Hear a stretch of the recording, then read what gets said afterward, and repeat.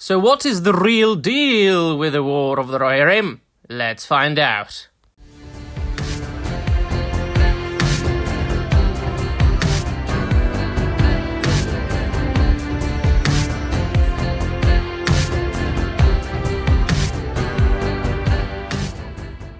Wes, hi everybody, and welcome to another video. Well, here we go again.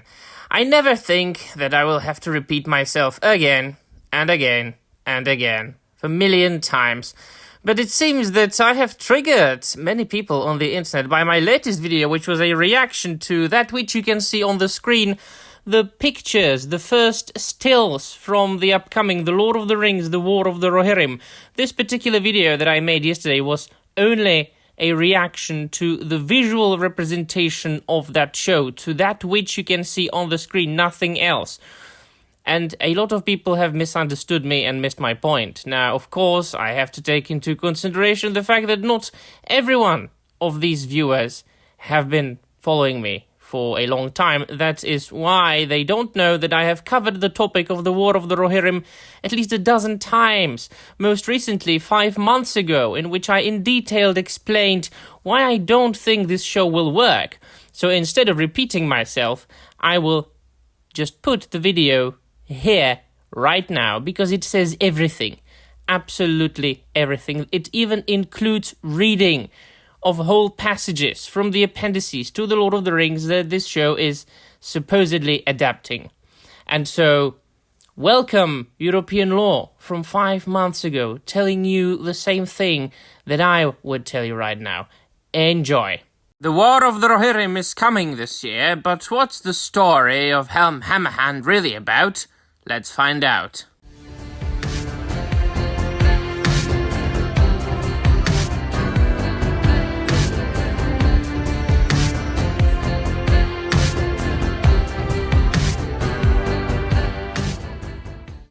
Wes, hi everybody, and welcome to another video, my dear friends, and welcome to 2024. Oh yes, we've got a new year as of making of this video. It is January the 1st, and there's a lot in the upcoming year of 2024 that we can look forward to, that we can anticipate, and that we can comment upon. If you look at the screen, you will discover that a lot of websites have started talking about the War of the Rohirrim more and more often, which is, of course, supposed to be yet another adaptation of the text of Professor John Ronald Reuel Tolkien this time, and I have covered this in some videos on my channel already. If you want to, please do go and search for them on my channel. They're out there. I have covered it. I have covered the news that came out.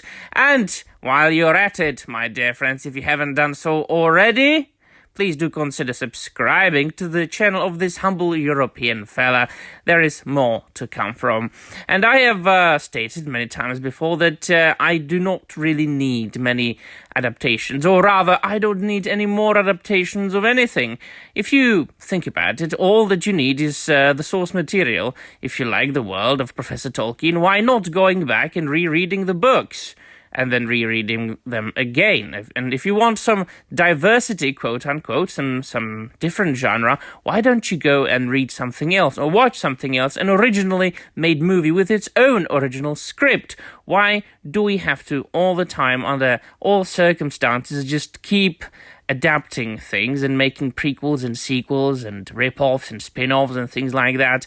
And so I've also said that I don't really like the idea of a Tolkien story being adapted into an anime. And now I think we can talk about anime per se, because this is going to be made by Japanese people, among others. The adaptation and the direction is going to be Japanese. And while I love the anime genre and the manga comic books, I have read some, and I have enjoyed them all, I don't think, in my own opinion, that the world of Professor Tolkien computes and is very much compatible with the style of anime. Now, of course, there will be many more different opinions, many more people that will be saying, for example, the Vinland Saga, the manga and the anime that adapts the manga is about Viking warriors and is in the Japanese style. Oh yes, that is true, and it is on my reading list. However, I stand my ground. I can't really imagine Lord of the Rings or anything coming from the world of Arda being adapted into a manga or anime style that would please my own desires. However, if you look at the screen, they are now, and CBR did this and Screen Run did this, they are publishing their articles saying everything we know about the Lord of the Rings, the War of the Rohirrim, which of course we know that it is going to be focusing on Helm Hammerhand, or should focus, and that's the problem here. It should focus on the great Rohirrim king, Helm Hammerhand, and his fight against the vile Freka and Wolf, and basically a war in the realm of Rohan. And it is going to come out at the end of this year. It is going to come out in December. It was supposed to be released in, I think, May, but there was SAG-AFTRA strike, which of course moved the release of the film by a couple of months. So that happened to many films. But, if you're looking forward to it so much, I think you will be able to wait for a little bit longer, and it shall not hurt you very much.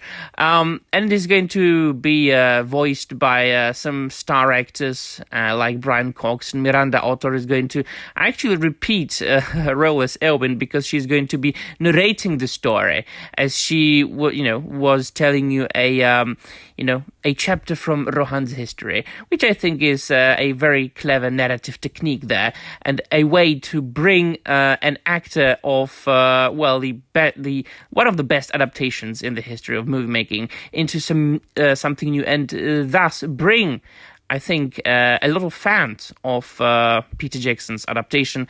It is going to be, worked on by Philippa Boyens, I think, or Fran Walsh, one of those two women that so masterfully were able to bring the book by John Ronald Reuel Tolkien into the script form. And there you go.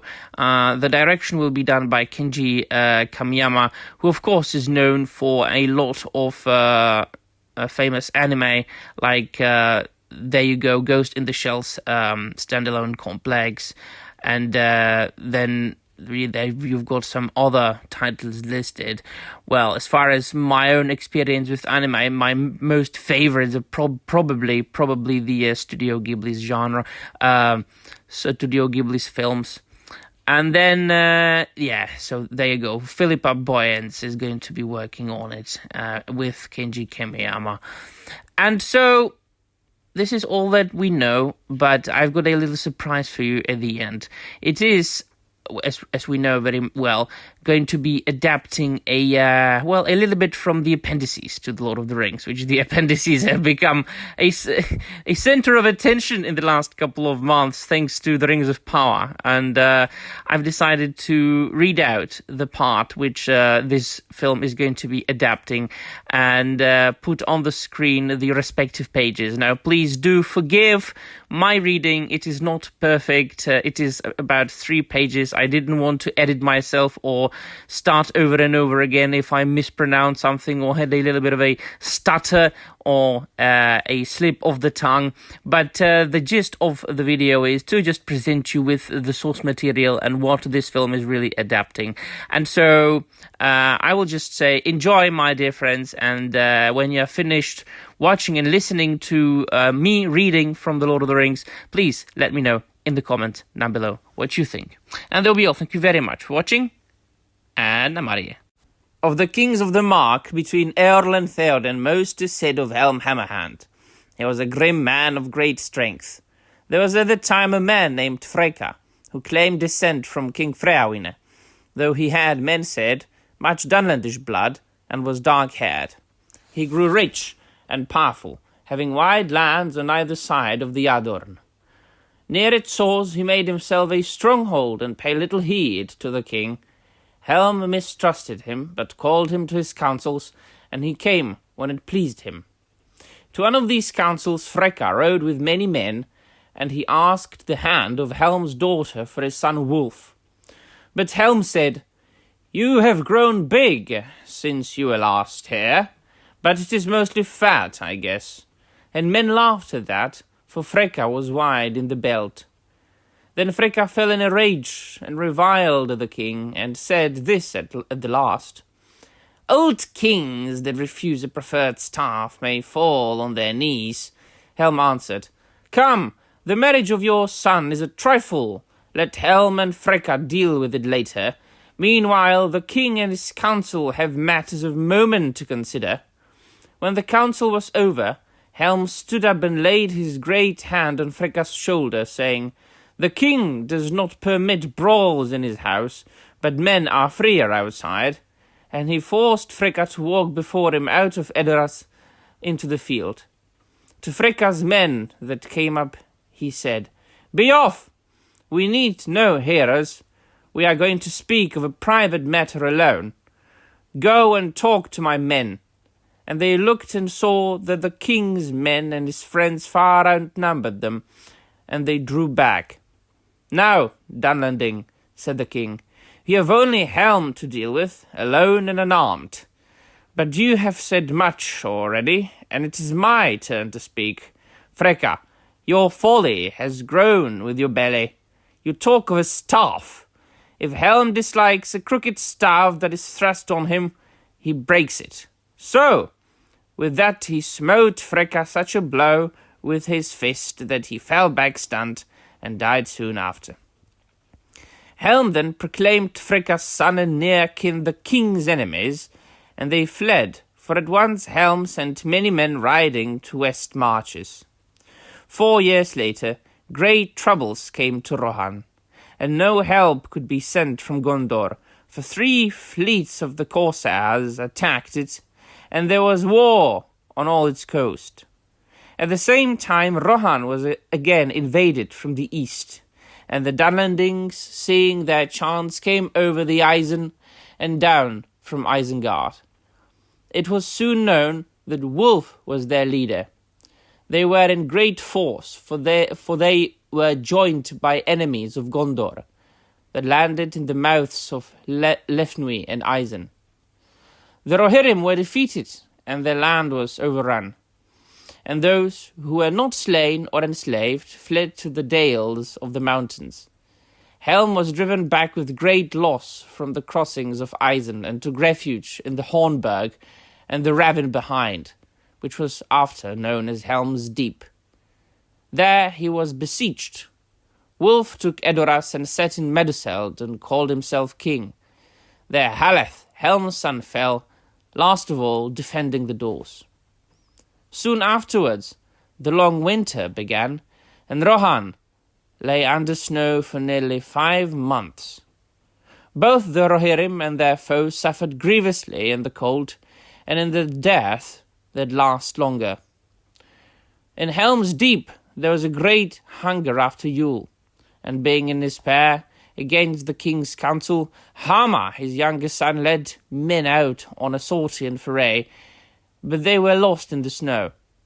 Helm grew fierce and gaunt for famine and grief, and the dread of him alone was worth many men in the defence of the burg.